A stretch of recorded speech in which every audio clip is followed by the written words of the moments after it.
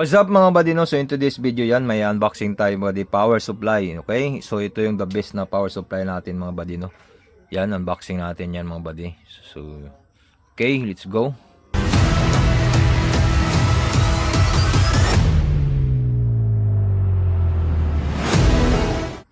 So ito na mga buddy, no? So ito yung ano natin. Bali 12 volts, 12 volts to mga buddy, no? Ito yung masasabi ko sa inyo buddy, ito yung recommended ko sa inyo na the best na power supply ng mga Class D amplifiers, no? Sa mga Class D amplifiers, ito yung the best na ano niyo mga buddy, power supply nyo. Okay? So maging ZK602 man yan. HT21 3G man yan, o 5x2MT, TB21, HT21. Okay, so yan ang mga ano natin mga buddy, no? So okay, so bakit maganda nga ito? Bakit ito yung recommended ko na power supply, no? At bakit masabi ko tong the best na i-power supply natin sa mga Class D amplifiers, no? Okay, so una-una mga buddy, legit, oh, maganda, original, mabigat, at saka ito yung ano mga buddy, tawag na Delta, SMPS, no? Ano to sa mga buddy? 45 amperes, 12 volts. 12 volts, okay? Dalawang 12 volts. So, ang gawin natin dyan mga buddy, no? Lalo na pag ito yung ipapadrive natin, ZK602. So, kailangan natin ng 48 volts dito. So, ang gawin natin dyan is i-series natin. Magiging ano yan siya buddy, 24 volts. Pero yung amperes niya is manatili siyang 45 amperes. Okay? So, 24 volts, 25 amperes. Goods na goods yan buddy. The best na yan. Okay na yan mga buddy, no? Okay, so yan ang ating ano buddy. So paano nga ba i-series to buddy? So yung ano lang buddy, simple lang. Yung positive dito, tsaka yung negative dito, i-connect nyo. So meron tayong ano dito mga buddy na ito, na series ko na to. Pero ano to buddy, 800 watts, ano to, Fujitsu yung brand yan. Fujitsu, yan yung brand.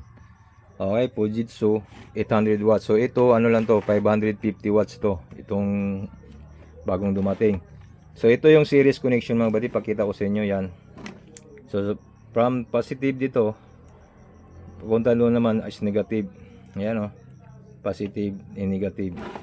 So magiging 24 volts ang labas niyan mga buddy, no? So kukuha tayo ng isa ganyan, pag ganyan lang kuha natin yan, connection. So 24 volts. Ito naman is 65 amperes to mga buddy. Fujitsu 65 amperes, 24 volts. Ito yung ipapadrive natin sa ZK6002 natin. Tapos ito naman sa 3G natin, HT21.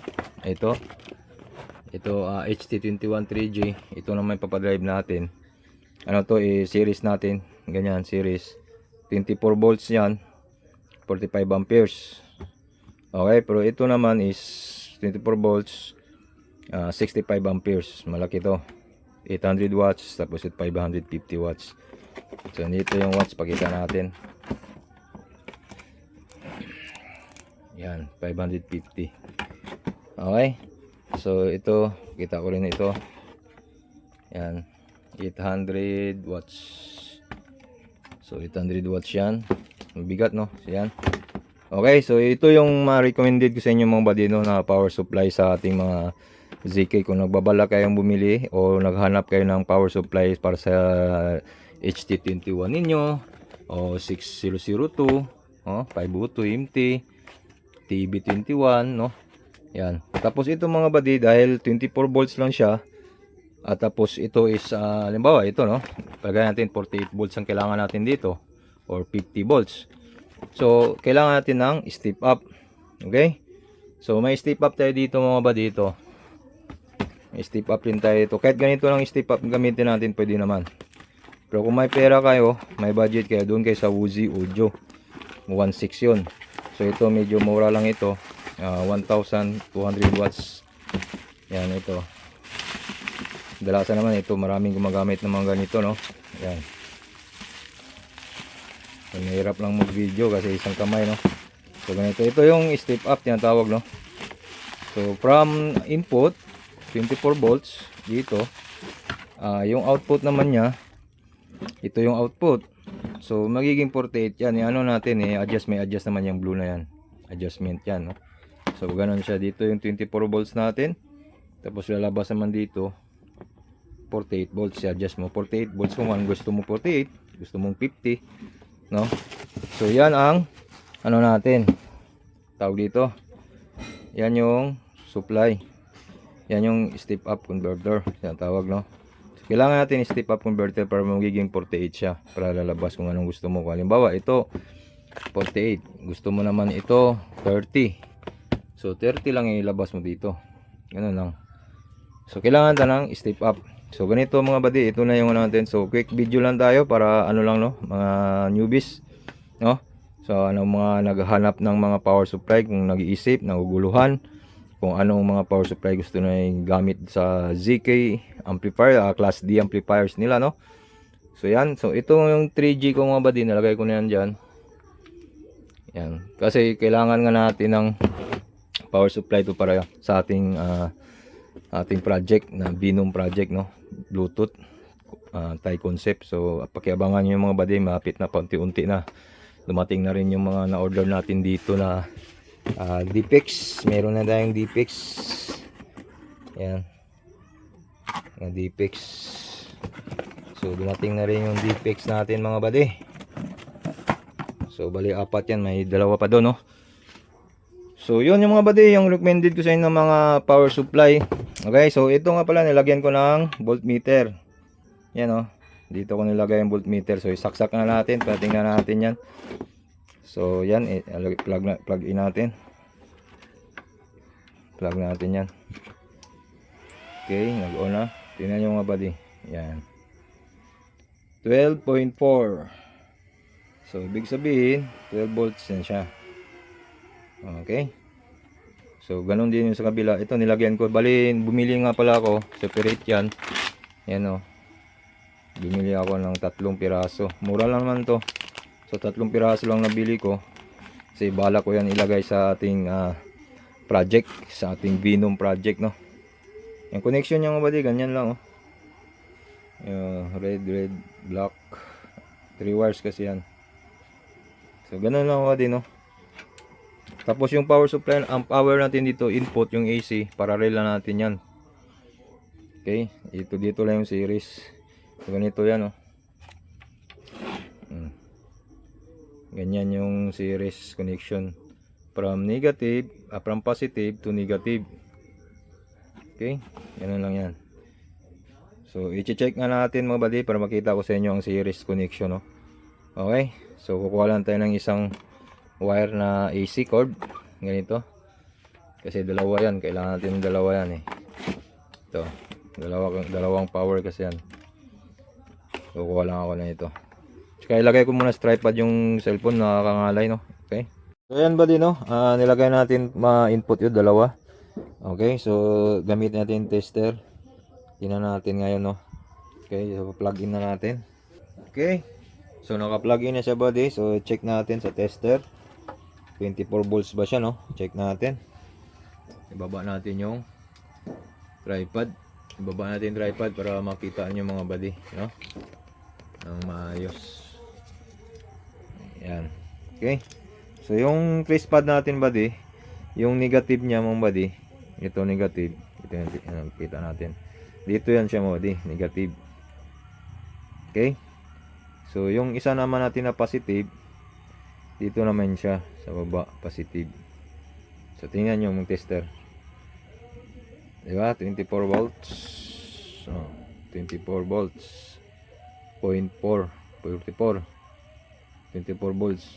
Yan, pag isa lang ano mo dyan, 12 volts yan. Yan da, kita ko, negative, dito natin lagay. So 12 volts lang yan, di ba? 12 volts. So kabila rin 12 volts, 12 volts kasi yan. So lagyan na natin din sa kabila, negative. Sa kabila 12 volts din. Okay, 12 volts, 12 volts. Pero pag i-series natin 24 volts. So yan ang ano niya buddy, 24 volts.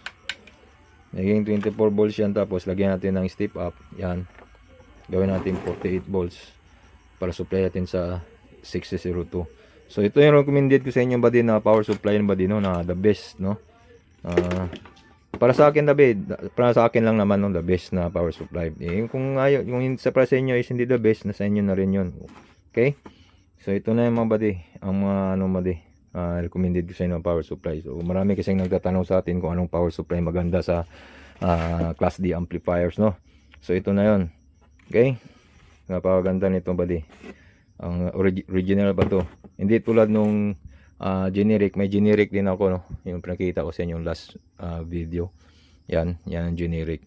So ito mga buddy, original talaga to. Ito gawa ng Fujitsu. Ito naman Delta, yung isa. Tsaka mga buddy, tingnan mo nyo mga buddy kung ano kaganda, anong napakaganda dyan, no. 80 plus platinum. Yan. Ito 80 plus platinum din to. Ito buddy, 80 plus platinum yan. Hindi gold platinum talaga. 80 plus platinum. Kasi meron din ito 80 plus gold, 80 plus bronze. So ito platinum to. So napakaganda mga buddy. Subok ko na itong mga buddy, no. Napakaganda sa mga power supply talaga. Hindi talaga magda-drop yung ano nyo to. Kahit anong heavy load pa ilalagay nyo dyan, no. So ito buddy, napakaangas yung ano natin buddy, build na Binom project natin buddy. Kasi yung supply niya is separate natin. Separate yung supply ng ZK602, separate yun sa 3G, separate din yun sa ating mic preamp. So napakaangas. Okay, so yan lang mga buddy. So abangan nyo yung next video natin buddy, no, sa pag tawag dito, yung ating project na Binom project natin. So susunod natin mga buddy na video mga buddy, may ginawa nga pala ako dito kanina. Tawag dito yung okay, so may ginawa nga pala ako kanina dito mga buddy. Diagram ko, block diagram buddy, yung supply ng mga, yung wiring sa supply, no. So kukunin ko lang buddy.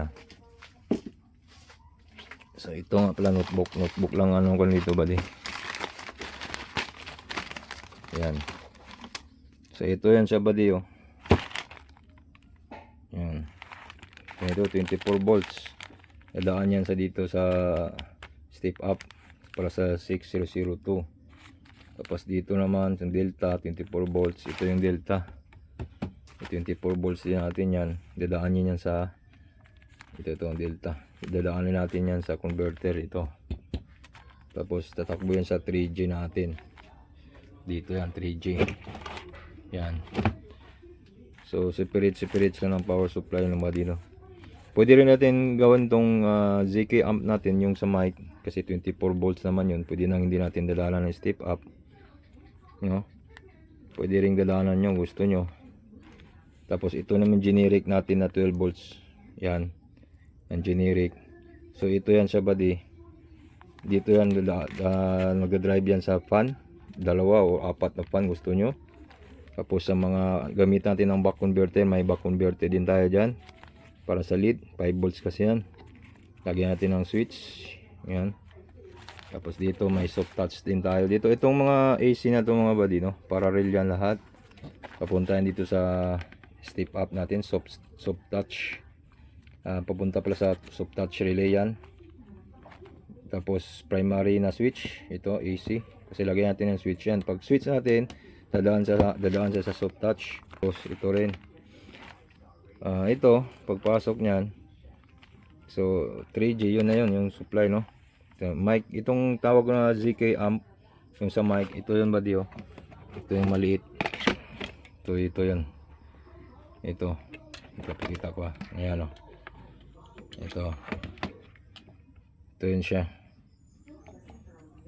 Ayan, 26 yan, hanggang 26 volts. Pero pwedeng 24 mo. Kaya ang diagram ko pwedeng ganito, no, direct mo na dito sa delta dito 24. Dalawa kasi yan dalawang positive, dalawang negative yan. So dito pwede mo i-ganon siya, no, hindi na gamitan ng step up. So ganyan lang siya mga buddy. Para sa battery naman, madali na yung gagawin natin sa next video naman yung battery. Okay, so ganyan lang buddy. So kung nakatulong ang video natin, please subscribe and click the notification bell para updated sa ating next video. So thank you so much for watching. Ingat palagi. God bless. Peace. Bye bye.